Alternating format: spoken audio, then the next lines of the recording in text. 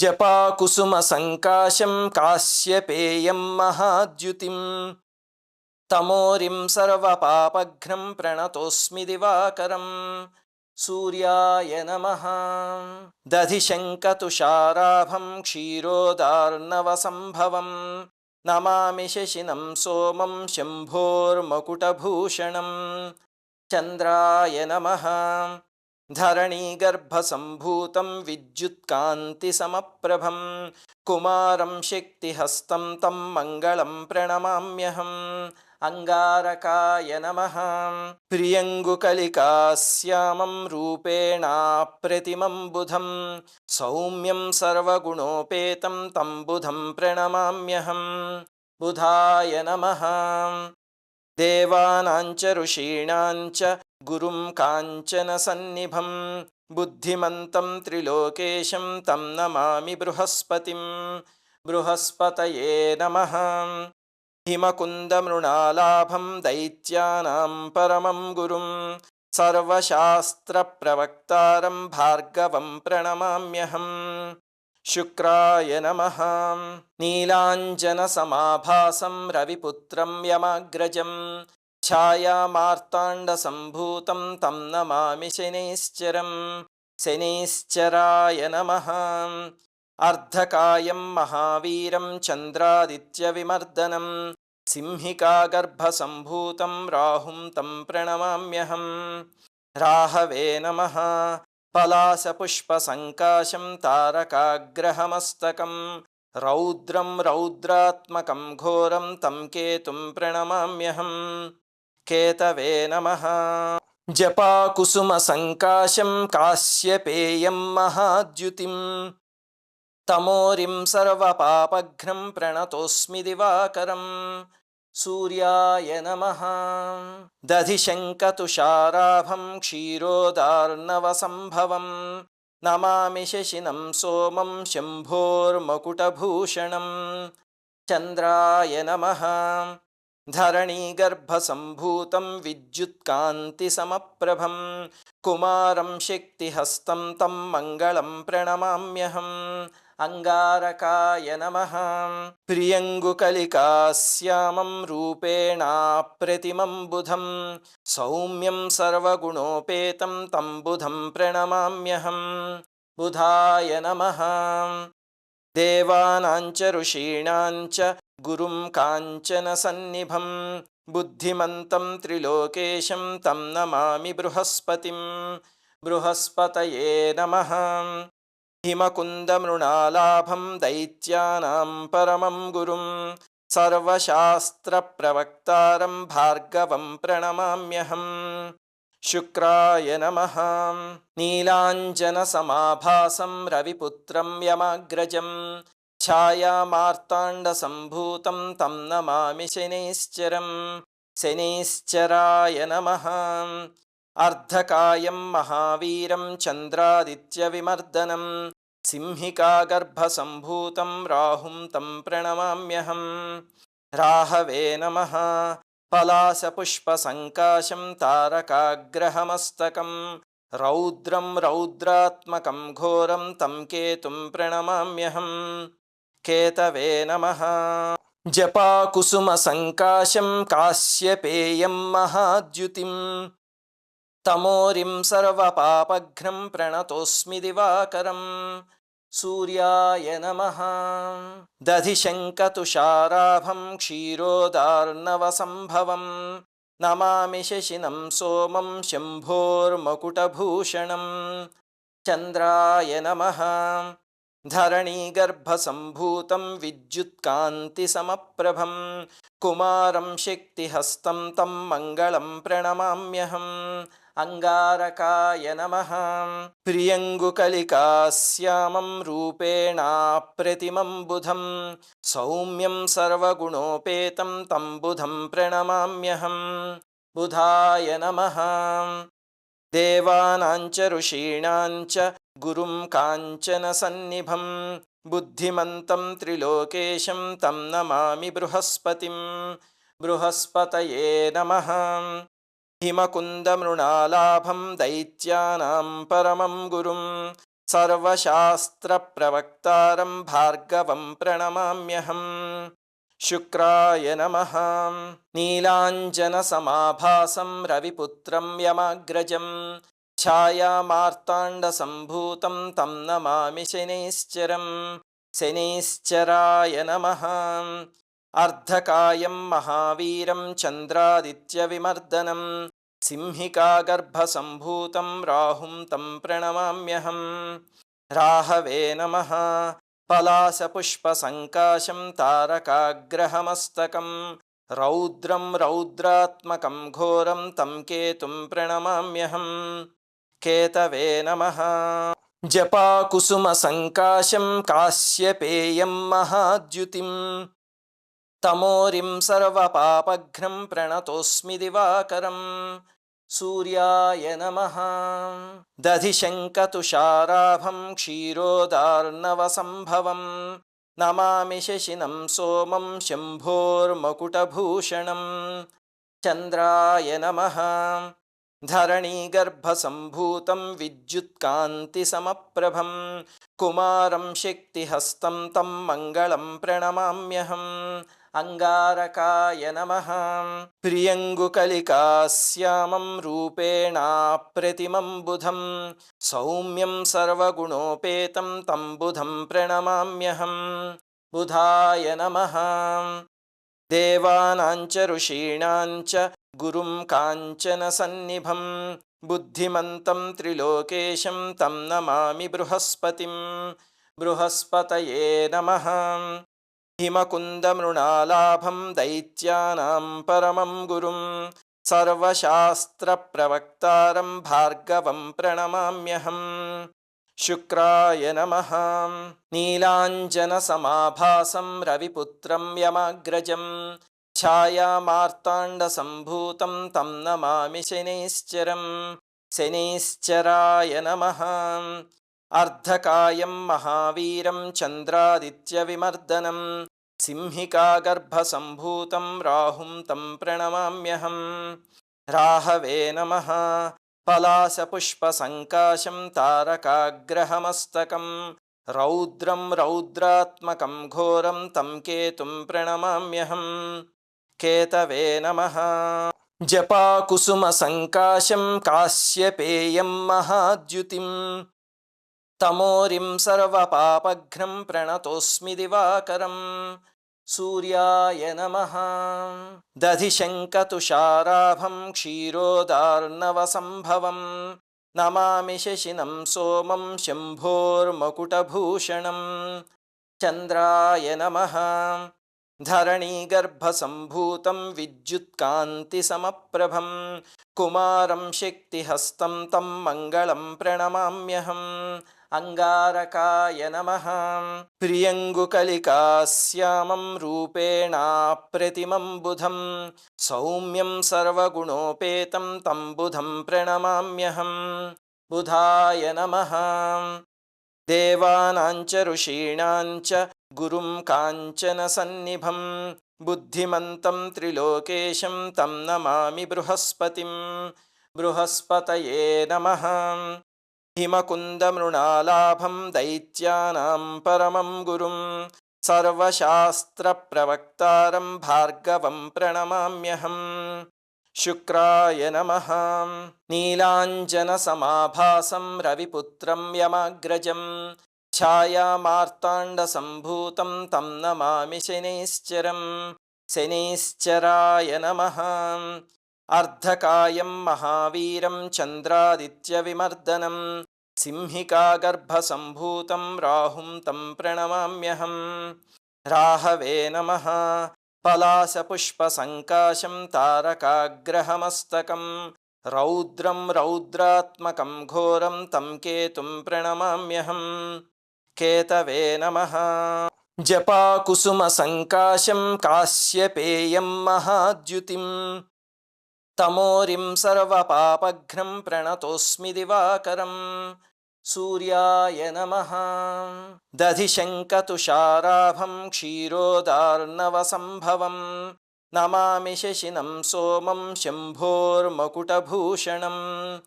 चन्द्राय नमः। धरणीगर्भसम्भूतं विद्युत्कान्तिसमप्रभं कुमारं शक्तिहस्तं तं मङ्गलं प्रणमाम्यहम् अंगारकाय नमः। प्रियङ्गुकलिकाश्यामं रूपेणाप्रतिमं बुधं सौम्यं सर्वगुणोपेतं तं बुधं प्रणमाम्यहम् बुधाय नमः। देवानाञ्च ऋषीणाञ्च गुरुं काञ्चनसन्निभं बुद्धिमन्तं त्रिलोकेशं तं नमामि बृहस्पतिं बृहस्पतये नमः। हिमकुन्दमृणालाभं दैत्यानां परमं गुरुं सर्वशास्त्रप्रवक्तारं भार्गवं प्रणमाम्यहम् शुक्राय नमः।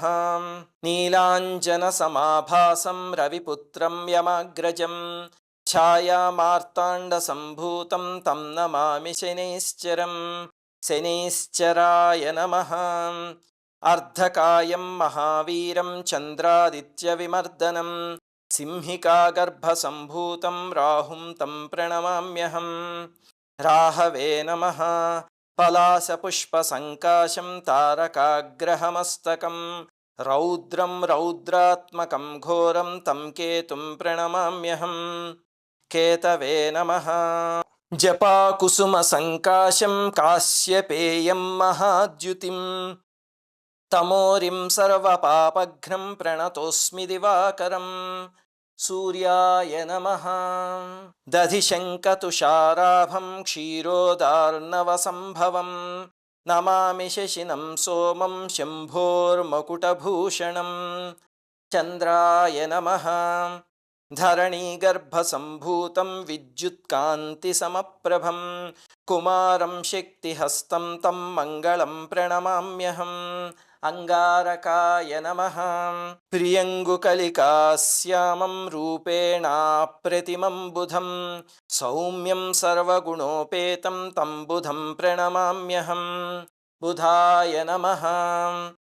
देवानाञ्च ऋषीणाञ्च गुरुं काञ्चनसन्निभं बुद्धिमन्तं त्रिलोकेशं तं नमामि बृहस्पतिं बृहस्पतये नमः। हिमकुन्दमृणालाभं दैत्यानां परमं गुरुं सर्वशास्त्रप्रवक्तारं भार्गवं प्रणमाम्यहम् शुक्राय नमः। नीलाञ्जनसमाभासं रविपुत्रं यमाग्रजं छायामार्ताण्डसम्भूतं तं नमामि शनैश्चरं शनैश्चराय नमः। अर्धकायं महावीरं चन्द्रादित्यविमर्दनं सिंहिकागर्भसम्भूतं राहुं तं प्रणमाम्यहम् राहवे नमः। पलाशपुष्पसङ्काशं तारकाग्रहमस्तकं रौद्रं रौद्रात्मकं घोरं तं केतुं प्रणमाम्यहम् केतवे नमः। जपाकुसुमसङ्काशं काश्यपेयं महाद्युतिं तमोरिं सर्वपापघ्नं प्रणतोऽस्मि दिवाकरम् सूर्याय नमः। दधिशङ्कतुषाराभं क्षीरोदार्णवसम्भवं नमामि शशिनं सोमं शम्भोर्मकुटभूषणं चन्द्राय नमः। धरणीगर्भसम्भूतं विद्युत्कान्तिसमप्रभं कुमारं शक्तिहस्तं तं मङ्गलं प्रणमाम्यहम् अंगारकाय नमः। प्रियङ्गुकलिकाश्यामं रूपेणाप्रतिमं बुधं सौम्यं सर्वगुणोपेतं तं बुधं प्रणमाम्यहम् बुधाय नमः। देवानाञ्च ऋषीणाञ्च गुरुं काञ्चनसन्निभं बुद्धिमन्तं त्रिलोकेशं तं नमामि बृहस्पतिं बृहस्पतये नमः। हिमकुन्दमृणालाभं दैत्यानां परमं गुरुं सर्वशास्त्रप्रवक्तारं भार्गवं प्रणमाम्यहम् शुक्राय नमः। नीलाञ्जनसमाभासं रविपुत्रं यमाग्रजं छायामार्ताण्डसम्भूतं तं नमामि शनैश्चरं शनैश्चराय नमः। अर्धकायं महावीरं चन्द्रादित्यविमर्दनं सिंहिकागर्भसम्भूतं राहुं तं प्रणमाम्यहं। राहवे नमः। पलाशपुष्पसङ्काशं तारकाग्रहमस्तकं रौद्रं रौद्रात्मकं घोरं तं केतुं प्रणमाम्यहं। केतवे नमः। जपाकुसुमसङ्काशं काश्यपेयं महाद्युतिं तमोरिं सर्वपापघ्नं प्रणतोऽस्मि दिवाकरं। सूर्याय नमः। दधिशङ्कतुषाराभं क्षीरोदार्णवसम्भवं नमामि शशिनं सोमं शम्भोर्मकुटभूषणं। चन्द्राय नमः। धरणीगर्भसम्भूतं विद्युत्कान्तिसमप्रभं कुमारं शक्तिहस्तं तं मङ्गलं प्रणमाम्यहम्। अंगारकाय नमः। प्रियङ्गुकलिकाश्यामं रूपेणाप्रतिमं बुधं सौम्यं सर्वगुणोपेतं तं बुधं प्रणमाम्यहम्। बुधाय नमः। देवानां च ऋषीणां च गुरुं काञ्चनसन्निभं बुद्धिमन्तं त्रिलोकेशं तं नमामि बृहस्पतिं। बृहस्पतये नमः। हिमकुन्दमृणालाभं दैत्यानां परमं गुरुं सर्वशास्त्रप्रवक्तारं भार्गवं प्रणमाम्यहम्। शुक्राय नमः। नीलाञ्जनसमाभासं रविपुत्रं यमाग्रजं छायामार्ताण्डसम्भूतं तं नमामि शनैश्चरं। शनैश्चराय नमः। अर्धकायं महावीरं चन्द्रादित्यविमर्दनं सिंहिकागर्भसम्भूतं राहुं तं प्रणमाम्यहम्। राहवे नमः। पलाशपुष्पसङ्काशं तारकाग्रहमस्तकं रौद्रं रौद्रात्मकं घोरं तं केतुं प्रणमाम्यहम्। केतवे नमः। जपाकुसुमसङ्काशं काश्यपेयं महाद्युतिं तमोरिं सर्वपापघ्नं प्रणतोऽस्मि दिवाकरं। सूर्याय नमः। दधिशङ्कतुषाराभं क्षीरोदार्णवसम्भवं नमामि शशिनं सोमं शम्भोर्मकुटभूषणं। चन्द्राय नमः। धरणीगर्भसम्भूतं विद्युत्कान्तिसमप्रभं कुमारं शक्तिहस्तं तं मङ्गलं प्रणमाम्यहम्। अंगारकाय नमः।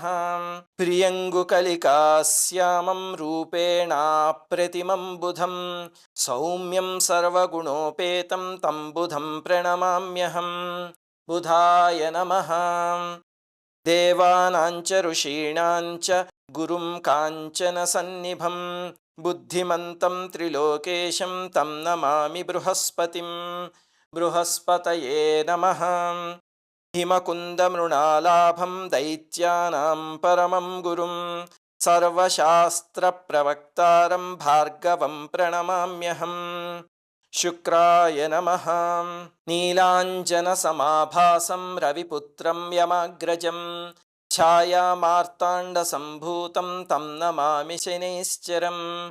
शनैश्चराय नमः।